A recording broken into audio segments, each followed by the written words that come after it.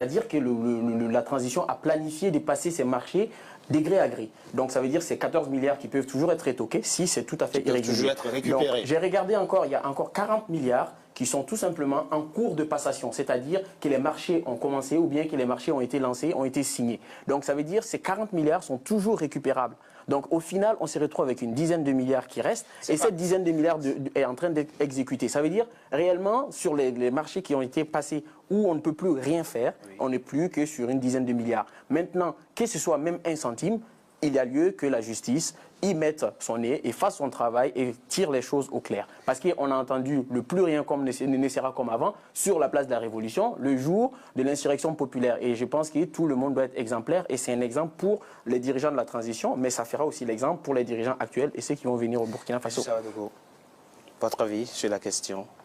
Oui, le 29 octobre 2014, j'étais sur ce même plateau et 2 jours avant la chute de Blaise Compaoré et j'avais de façon prémonitoire dit que nous allons souffrir.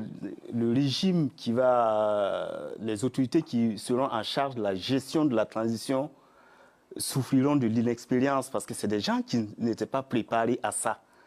Et que du jour au lendemain, ils se sont vus flanquer président de la transition, ils roulaient toute sirène hurlante. Quand vous dites préparer, vous faites allusion à quoi? Ils n'avaient pas les compétences? Ils n'avaient pas, je ne dis pas les compétences, mais en tout cas, ils n'avaient pas l'étoffe pour gérer une transition. À partir du moment où c'est quelque chose qui est venu de façon spontanée. C'est votre avis, M. Nabalou. Les autorités de la transition, le président Michel Kafando, le Premier ministre Isaac Zida n'avaient pas l'étoffe pour diriger convenablement la transition? Je ne dirais pas cela, dans la mesure que si je regarde le gouvernement, c'était tous des technocrates.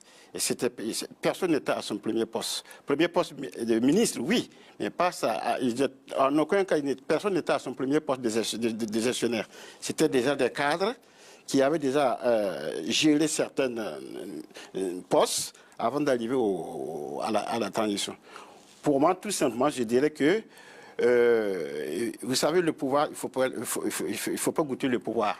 Dès lors que vous commencez à goûter le pouvoir, et dans une situation, comme on dit, la transition, bon, les gens pensaient que... Moi, je suis très surpris. Je suis très surpris parce que, en fait, la transition était faite pour nous préparer aux élections.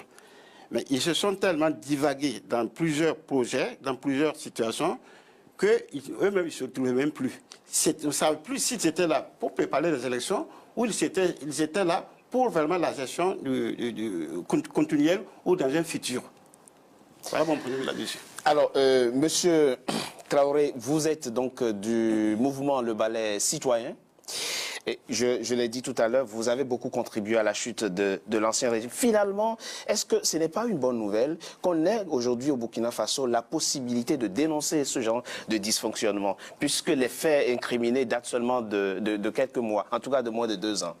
Je pense que c'est à saluer, c'est quelque chose qui est à saluer, cette réactivité dans les choses, à les mettre sur la place publique, à en discuter, à parler, même si on fait souvent des raccourcis, comme je l'ai démontré tout à l'heure, on fait très vite des raccourcis dans l'information. C'est ce qui est aussi à dénoncer au Burkina Faso aujourd'hui. C'est vrai, on a on va dire, on est tous là, on a la fougue de l'information, on a la fougue des choses, mais il faut aussi laisser le temps à la justice pour faire son travail. Parce que là, on voit qu'il y a une certaine dérive dans la gestion de l'information. Il ne faut pas tout de suite prendre les choses avec, on va dire, avec cœur. Il faut aussi les prendre avec la pincette. Parce que l'information de 60 milliards, finalement, on n'a pas du tout encore démontré que c'était des marchés illégaux. C'est des marchés qui sont passés de gré à gré. L'UEMOA préconise 15% du marché de gré à gré. Là, on est à 53%. Voilà. Maintenant, 53%, c'est vrai que c'est tout à fait excessif. Mais si on regarde la feuille de route qui a été donnée à la transition, elle était tout à fait floue. Dans les conditions dans lesquelles la transition est arrivée, on a vu que la transition n'avait pas une feuille de route claire, définie. Il n'avait pas de programme politique. Vous êtes plutôt débonnaire. Non, je pense que moi, je laisse le temps à la justice de démontrer qu'il y a eu vraiment des choses frauduleuses. Et là, il faut taper réellement sur la table et aussi punir les responsables. Et de l'autre côté, je peux comprendre, puisque s'il y a la transition a voulu aller très vite Pourquoi? Parce que tout simplement, il y avait beaucoup d'aspirations. Il y avait le peuple attendait beaucoup de la transition, qui finalement a essayé de répondre à ces aspirations, quitte à souvent, on va dire, se répandre sur d'autres sujets qui ne sont pas ses responsabilités. Qu'est-ce que vous attendez de l'actuel gouvernement afin que des dérives comme celle-là ne soient plus possibles dans votre pays? J'ai suivi le débat à la télé avant-hier, le président du Faso face au Burkinabé. La ligne politique est claire et je pense que c'est des choses qui seront reléguées au second plan. Ça n'arrivera plus jamais au Burkina Faso. Et ça, vous pensez qu'aujourd'hui, les mesures sont prises par l'actuel gouvernement et par le président Roch Marc Christian Kaboré afin que la bonne gouvernance soit une réalité dans votre pays? Monsieur Nabaloum, le dernier mot pour clore ce débat, s'il vous plaît. Non, moi je salue les décisions que le régime actuel est en train de prendre. Et déjà, vouloir se présenter à son peuple pour lui expliquer voilà comment je gère vos affaires, voilà comment je gère vos impôts, et donner l'occasion au peuple de lui poser des questions en direct sur la gestion. Je trouve que je crois que nous ne sommes pas le premier pays, évidemment, mais nous sommes le deuxième, qui est une première à s'allier quand même au Burkina Faso. Merci à vous, messieurs. Monsieur Nabaloum, je rappelle que vous êtes le secrétaire général du mouvement du peuple pour le progrès, le MPP, ici en France.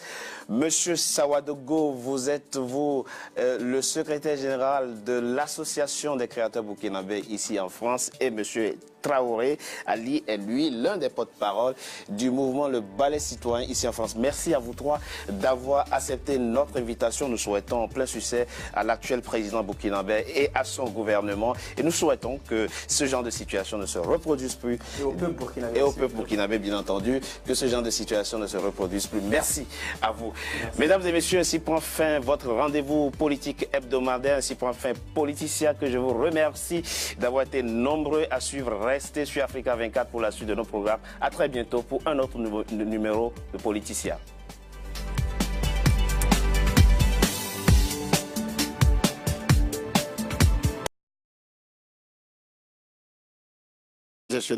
C'était déjà des cadres qui avaient déjà géré certaines postes avant d'arriver à la transition. Pour moi, tout simplement, je dirais que vous savez, le pouvoir, il ne faut pas goûter le pouvoir.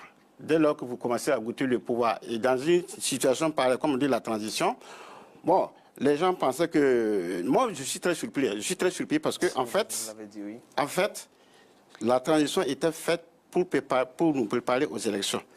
Mais ils se sont tellement divagués dans plusieurs projets, dans plusieurs situations, qu'eux-mêmes, ils ne se trouvaient même plus. On ne savait plus s'ils étaient là pour préparer les élections ou ils étaient là pour vraiment la gestion continuelle ou dans un futur. Voilà mon point de vue là-dessus. Alors, monsieur Traoré, vous êtes donc du mouvement Le Balai Citoyen. Et je l'ai dit tout à l'heure, vous avez beaucoup contribué à la chute de l'ancien régime. Finalement, est-ce que ce n'est pas une bonne nouvelle qu'on est aujourd'hui au Burkina Faso? Oui, et j'avais de façon prémonitoire dit que nous allons souffrir. Le régime les autorités qui seront en charge de la gestion de la transition souffriront de l'inexpérience parce que c'est des gens qui n'étaient pas préparés à ça. Et que du jour au lendemain, ils se sont vus flanquer président de la transition, ils roulaient tout sirène hurlante. Quand vous dites préparer, vous faites allusion à quoi? Ils n'avaient pas les compétences? Ils n'avaient pas, je ne dis pas les compétences, mais en tout cas, ils n'avaient pas l'étoffe pour gérer une transition. À partir du moment où c'est quelque chose qui est venu de façon spontanée. C'est votre avis, M. Nabaloum? Les autorités de la transition, le président Michel Kafando, le Premier ministre Isaac Zidane n'avaient pas l'étoffe pour diriger convenablement la transition? Je ne dirais pas cela, dans la mesure que si je regarde le gouvernement, c'était tous des technocrates. Et personne n'était à son premier poste. Premier poste de ministre, oui, mais pas ça. En aucun cas, personne n'était à son premier poste. C'est-à-dire que la transition a planifié de passer ces marchés de gré à gré. Donc ça veut dire que c'est 14 milliards qui peuvent toujours être rétoqués si c'est tout à fait irrégulier. Toujours être récupérés. J'ai regardé encore, il y a encore 40 milliards qui sont tout simplement en cours de passation, c'est-à-dire que les marchés ont commencé ou bien que les marchés ont été lancés, ont été signés. Donc ça veut dire que ces 40 milliards sont toujours récupérables. Donc au final, on se retrouve avec une dizaine de milliards qui restent et cette dizaine de milliards est en train d'être exécutée. Ça veut dire réellement sur les marchés qui ont été passés où on ne peut plus rien faire, on n'est plus que sur une dizaine de milliards. Maintenant, que ce soit même un centime, il y a lieu que la justice y mette son nez et fasse son travail et tire les choses au clair. Parce qu'on a entendu le plus rien comme ne sera comme avant sur la place de la Révolution, le jour de l'insurrection populaire. Et je pense que tout le monde doit être exemplaire et c'est un exemple pour les dirigeants de la transition, mais ça fera aussi l'exemple pour les dirigeants actuels et ceux qui vont venir au Burkina Faso. Votre avis sur la question? Oui, le 29 octobre 2014, j'étais sur ce même plateau et 2 jours avant la chute de Blaise Compaoré. La possibilité de dénoncer ce genre de dysfonctionnement, puisque les faits incriminés datent seulement de quelques mois, en tout cas de moins de 2 ans.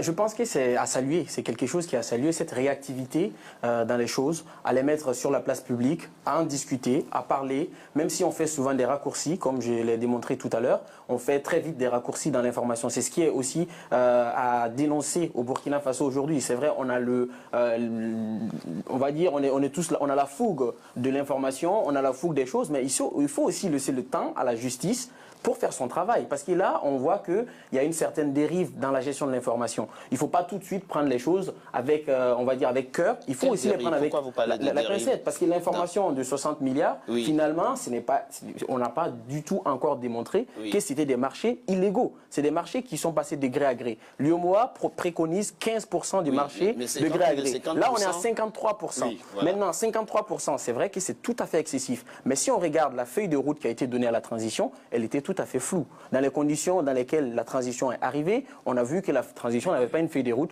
claire, définie. Il n'avait pas de programme politique. Vous êtes plutôt débonnaire. Non, je pense que moi, je laisse le temps à la justice de démontrer qu'il y a eu vraiment des choses frauduleuses. Et là, il faut taper réellement sur la table et aussi punir les responsables. Et de l'autre côté, je peux comprendre, puisque s'il y a la transition a voulu aller très vite. Pourquoi? Parce que tout simplement, il y avait beaucoup d'aspirations. Il y avait le peuple attendait beaucoup de la transition, qui finalement a essayé de répondre à ces aspirations, quitte à souvent, on va dire, se répandre sur d'autres sujets qui ne sont pas ses responsabilités. Qu'est-ce que vous attendez de l'actuel gouvernement afin que des dérives comme celle-là ne soient plus possibles dans votre pays?